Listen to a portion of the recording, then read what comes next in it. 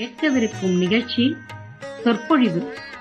இதில் நீங்கள் கேட்கவிருப்பது சைவ தர்மத்தின் மேன்மை. வழங்குபவர் சண்முகவேல் ஐயா அவர்கள். வணக்கம்.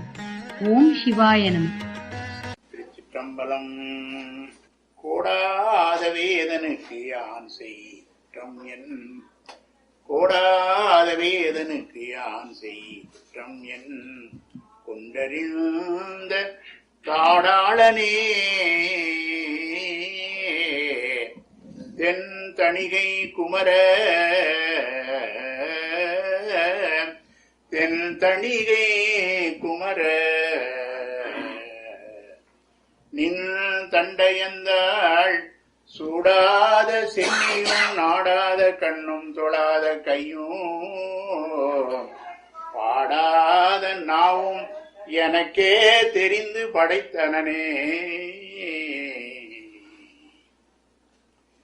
அரே நம பார்வதீபதை, அரே நம மகாதேவ. வெற்றிவேல் முருகனுக்கு அரோகரா.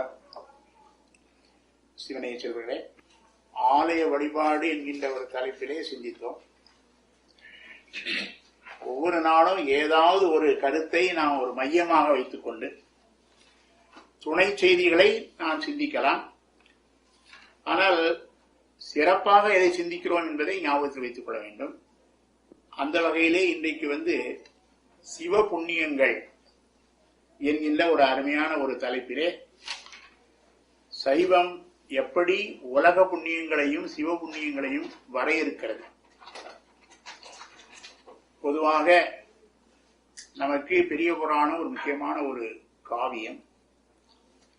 இந்த பெரிய புராணத்தை படிப்பதற்கு முன்பாக சிவபுண்ணியங்களுக்கும் உலக புண்ணியங்களுக்கும் என்ன வேறுபாடு என்பதை தெரியாமல் பெரிய புராணத்தை படித்தால் அது ஒரு அபத்தமாகத்தான் முடியும்.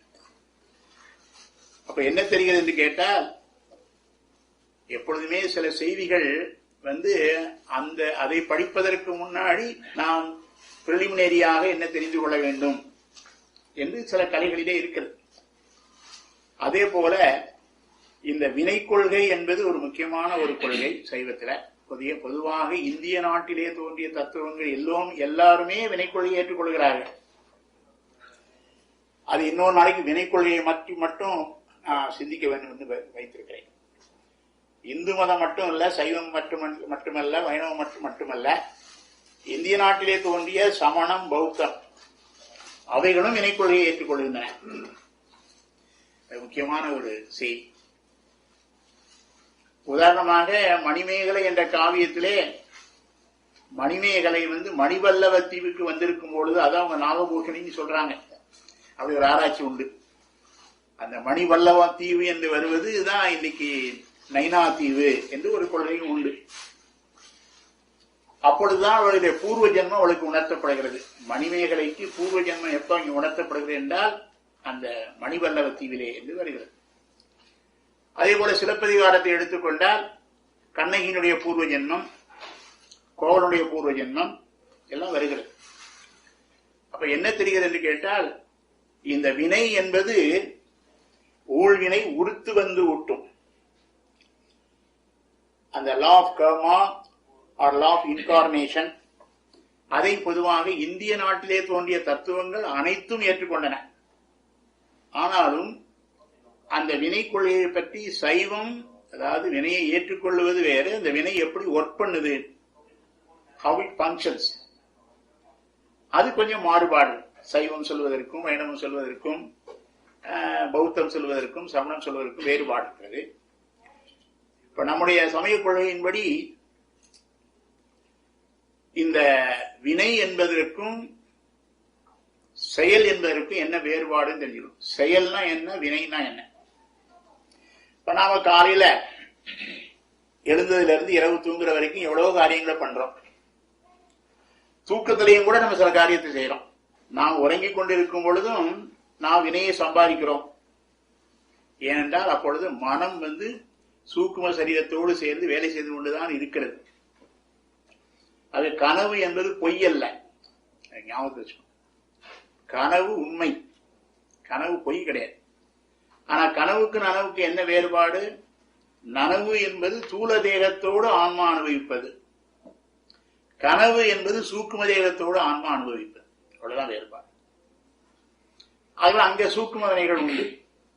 இப்ப கனவு பொய் என்று வைத்துக் கொண்டால் என்ன சிக்கல் வந்து நீங்க பார்க்கணும். கனவு பொய் என்று வைத்துக் கொண்டால் பெரிய புராணம் பொய். ஏனென்று கேட்டால் பெரிய புராணத்திலே 16 இடங்களிலே சிவபெருமான் கனவுல வந்து தான் பேசுறார். இப்ப கனவு பொய்னா கதையும் பொய் தானே.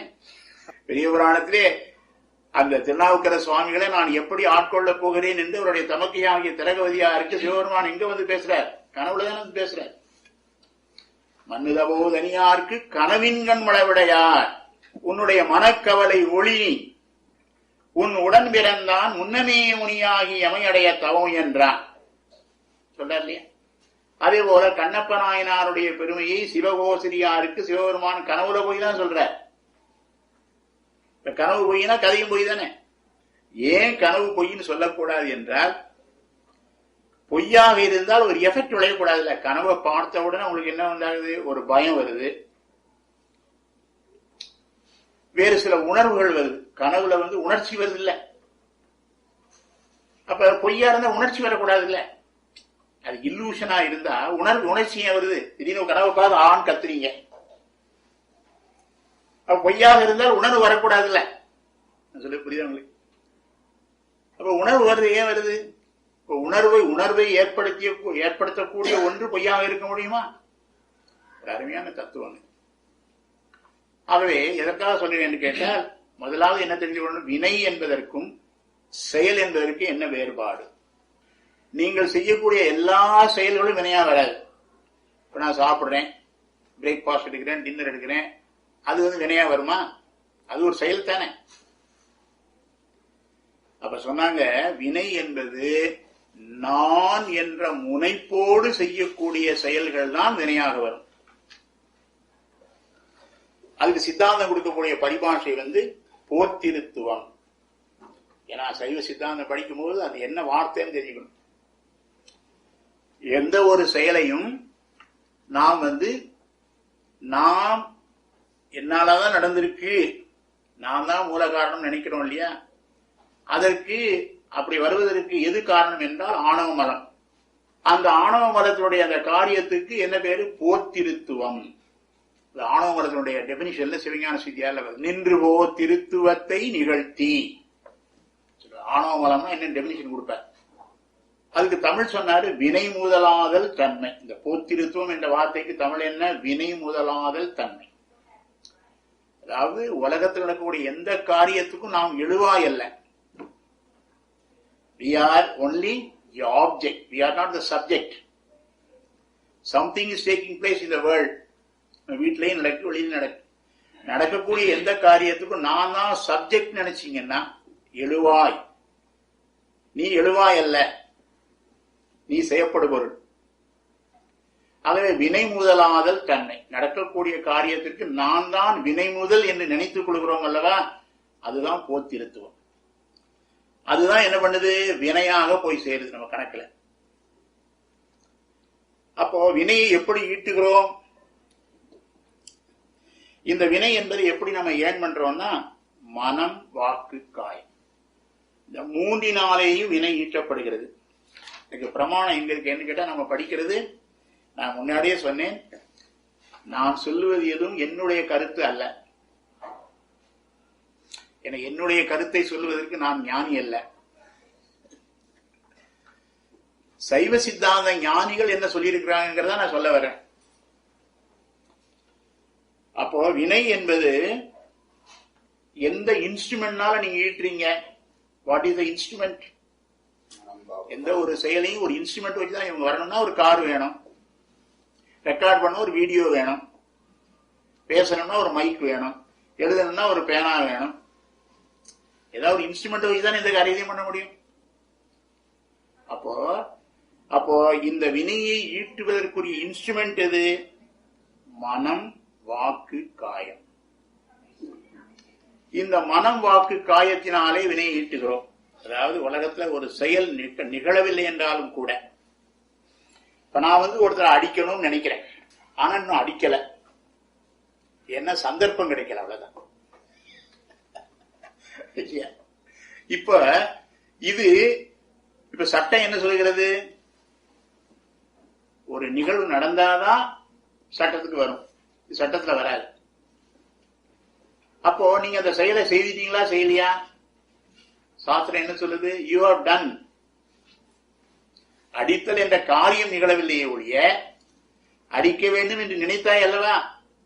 அதுக்கு துணையா இருந்தது மனம். அப்போ you have done it with your mind. மனம், வாக்கு, காயம், இந்த மூன்றினாலேயும் வினை ஈட்டப்படுகிறது. இதுக்கு பிரமாணம் எங்க இருக்குன்னு தெரிஞ்சுக்கணும், முக்கியம். இவ்வாறு எங்கே சொல்லியிருக்கிறது என்று கேட்டால் சிவஞான சித்தியார் 103, சிவப்பிரகாசம் 28. அதான் முக்கியம். எதையுமே பிரமாணம் இல்லாம பேசக்கூடாதுன்னு அந்த காலத்துல நாவலர் போன்றவர்கள் சைவத்துல வச்சதுனால அந்த மெத்தடாலஜி அவன் ஃபாலோ பண்றான். But you have abandon the methodology. நீங்க கைவிட்டுட்டீங்க. இன்னைக்கு உன்னை சொல்லிட்டு என்ன சொல்றான்? It is my opinion. சைவத்துல ஒரு கருத்தை சொல்லிவிட்டு என் கருத்துங்க. அப்படி சொன்னால் அது சைவம் ஆகாது. அதனால எங்க இருக்கு அதை நீங்க போய் பார்க்கணும். அதாவது நாம் செய்கின்ற வினை மனம், வாக்கு, காயம் மூன்றினாலே ஈட்டப்படுகிறது. இதுக்கு பிரமாணம் எங்க இருக்கு? சிவபிரகாசம் 28, சிவஞான சித்தியார் 103. அதை போய் நீங்க படிக்கணும். அதான் முக்கியம். அதாவது நான் என்னுடைய பேச்சை மட்டும் கேட்டுட்டு நிறுத்தக்கூடாது. அது என்ன சொல்றாரு போய் பார்க்கணும். அதனாலதான் திருவள்ளுவர் என்ன செஞ்சாருன்னு கேட்டா, மனத்தினாலே செய்யப்படுகின்ற குற்றங்கள், அதுதான் சொன்னாரு, வெக்காமை, பிறனில் விளையாமை. திருவள்ளுவர் அதே மெத்தடாலஜி தான். மனத்தினாலே செய்கின்ற குற்றங்களுக்கு 2 அதிகாரம் போட்டார். வெக்காமை, பிறனில் விளையாமை. 2 எதுல செய்றீங்க? மனத்திலான செய்றீங்க. ஓம் நம சிவாய்.